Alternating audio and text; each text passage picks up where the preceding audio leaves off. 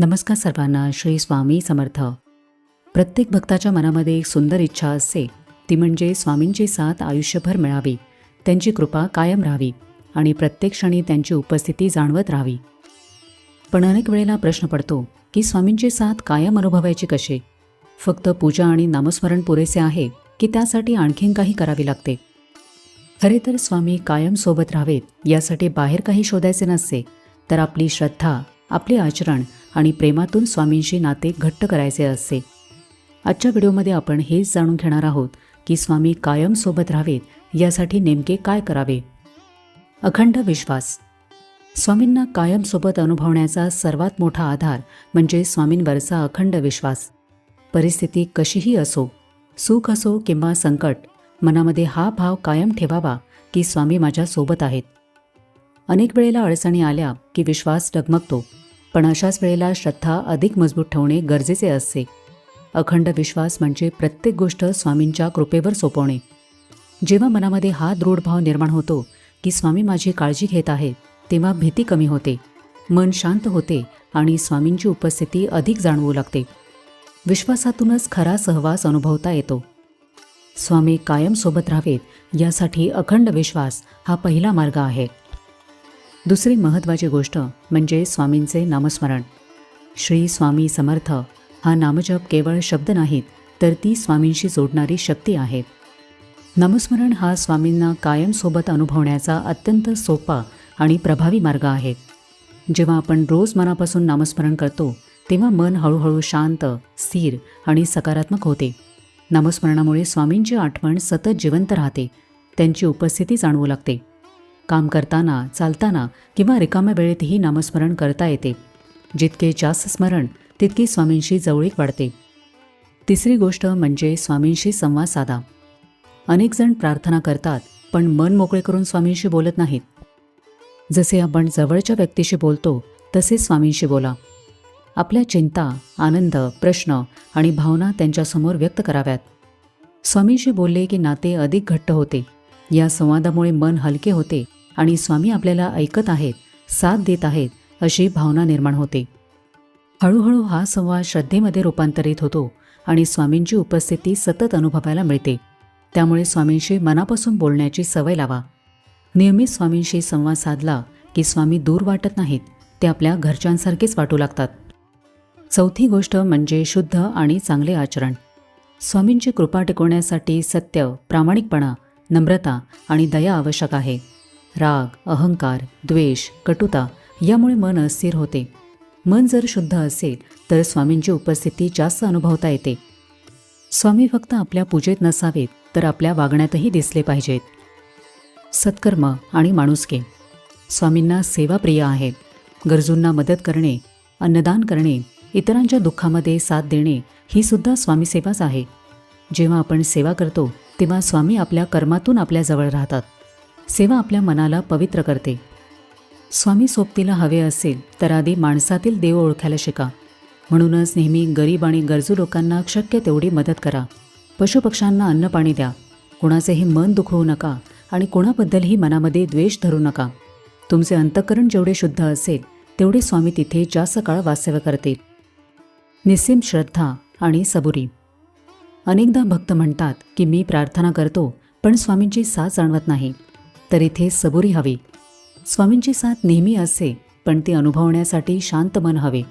प्रत्येक गोष्ट लगेच जाणवेल असे नाही, पण विश्वासाने स्वामी मार्गात राहिलो तर स्वामींची उपस्थिती हळूहळू जाणवू लागते. स्वामींची अनुभूती येण्यासाठी आपले मन शांत आणि स्थिर असणे गरजेचे आहे. कोणत्याही संकटामध्ये डगमगून न जाता जे घडत आहे ते स्वामींच्या इच्छेनेच होत आहे आणि ते माझ्या भल्यासाठीच आहे असा दृढ विश्वास ठेवणे म्हणजे स्वामींना सोबत ठेवणे आहे. अहंकार सोडणे.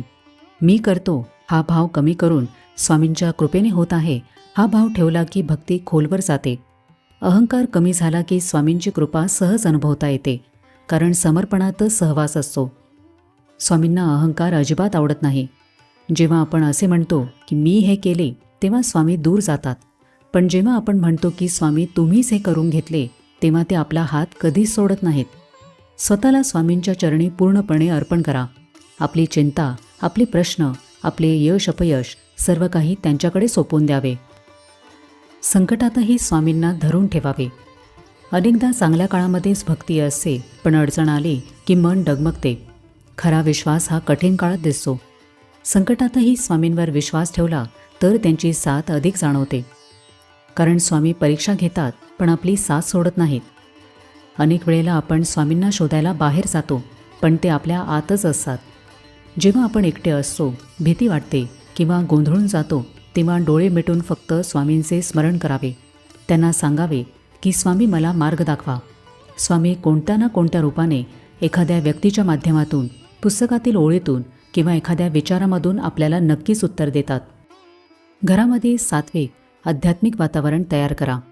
रोज दिवा लावणे, स्वामींचे नामस्मरण करणे, त्यांचे विचार ऐकणे, कुटुंबासोबत भक्ती करणे, यामुळे घरामध्ये स्वामींची ऊर्जा टिकून राहते. स्वच्छता आणि सात्विकता ठेवा. आपले घर नीटनेटके ठेवावे. घरामध्ये रोज उदबत्ती किंवा धूप लावावा, कापूर जाळावा, ज्यामुळे वातावरणामध्ये सकारात्मकता राहते. ज्या घरात नेहमी स्वामींचे नामस्मरण होते, जिथे मोठ्यांचा मान राखला जातो, तिथे स्वामी अदृश्य रूपाने कायम वास करतात. जिथे भक्तीचा सुगंध आहे, तिथे स्वामींची कृपा नक्की असते. जेव्हा तुम्हाला शक्य असेल तेव्हा स्वामींना अगदी मनापासून नैवेद्य अर्पण करा. लक्षात ठेवा की स्वामींना अन्नापेक्षा आपल्या भक्तिभावाची जास्त भूक असते. आपण दिलेला कोरडा घासही ते आनंदाने स्वीकारतील, जर त्यामध्ये प्रेम असेल तर. सगळ्यात महत्त्वाची गोष्ट म्हणजे स्वामींवर प्रेम करा.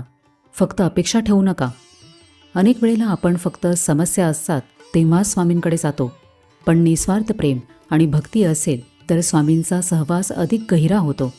मला काही मिळो किंवा न मिळो, स्वामी माझे आहेत, हा भाव खूप मोठा आहे. सेवेमध्ये सातत्य ठेवा.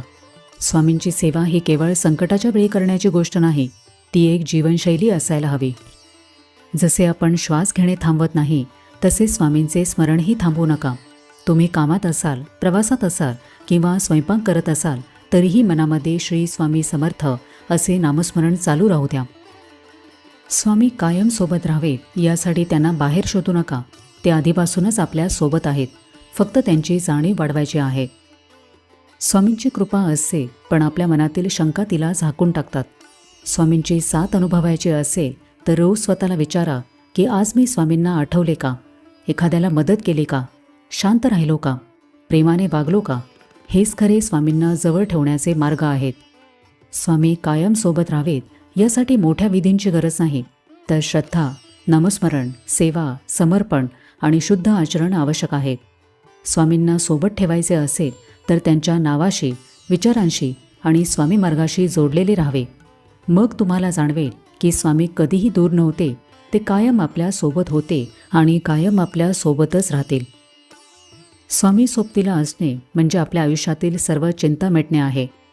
स्वामी कायम आपल्या सोबत राहावेत असे जर तुम्हाला वाटत असेल तर आपल्या आचरणामध्ये आणि विचारांमध्ये आवश्यक ते बदल नक्की करा. तर आजच्या व्हिडिओमध्ये आपण हे समजून घेतले की स्वामी कायम आपल्या सोबत राहावेत यासाठी आपण नेमके काय करावे. तर कसा वाटला आजचा व्हिडिओ हे मला कमेंट करून नक्की सांगा. आपण भेटूया आता पुढच्या व्हिडिओमध्ये. तोपर्यंत सगळ्यांना श्री स्वामी समर्थ.